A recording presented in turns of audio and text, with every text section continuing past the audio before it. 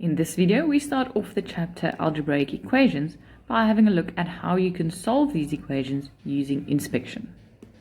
An equation consists of a left-hand side and a right-hand side of which the value is exactly the same. Here you can see that the two sides don't have to look the same, but their values will be the same because 1 plus 1 does have the value 2. An algebraic equation now also has a variable or unknown in it, and when you are asked to solve the equation, you need to determine the value for this variable to ensure that the left-hand side is equal to the right-hand side.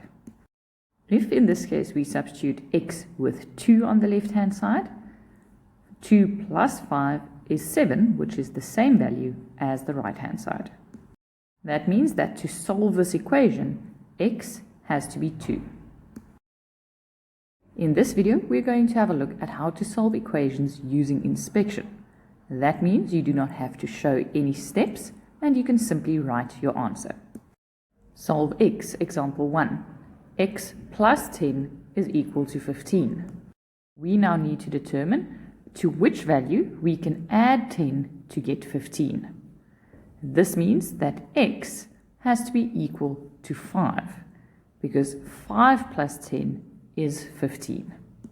In example 2, we now have a variable from which we need to take away 4 to end with 14. In this case, the x value has to be 18 because when we take 18 and subtract 4, you end with 14. In example 3, we need to determine how much we need to subtract from 17 to get 9. This means that x has to be equal to 8 because 17 minus 8 is 9. In example 4, you need to remember that 3x means 3 times x. That means that we need to determine what we need to multiply with 3 to get 21. X has to be equal to 7. In example 5, we need to determine what value we can multiply with a minus to end with plus 23. The only way to end with a positive value is if we take a minus multiplied by a minus. You should already know that a minus multiplied by a minus will always equal a positive value. This means that x has to be equal to minus 23 because minus 23 multiplied with another minus will become plus 23. In example 6, you need to determine what value divided by 5 will give me 10. So, x will be equal to 50, because 50 divided by 5 is 10. In example 7, you need to remember how exponents work. The exponent is the indication of how many times you need to multiply the base, which in our case is 2, by itself. So we need to determine how many times we need to multiply 2 by itself to get to 8.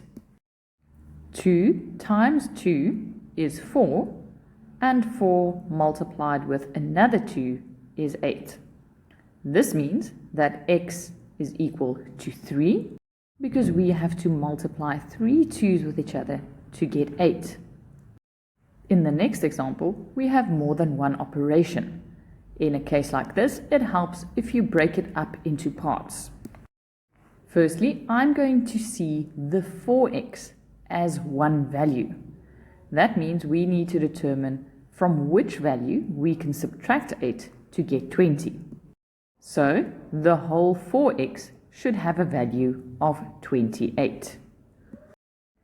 Now that we know that 4x should be equal to 28, I can ask myself 4 times what will give me 28, and that means that x will be equal to 7. In the next video, we're going to solve similar equations step by step, showing those steps. This is very useful when the equations have more operations.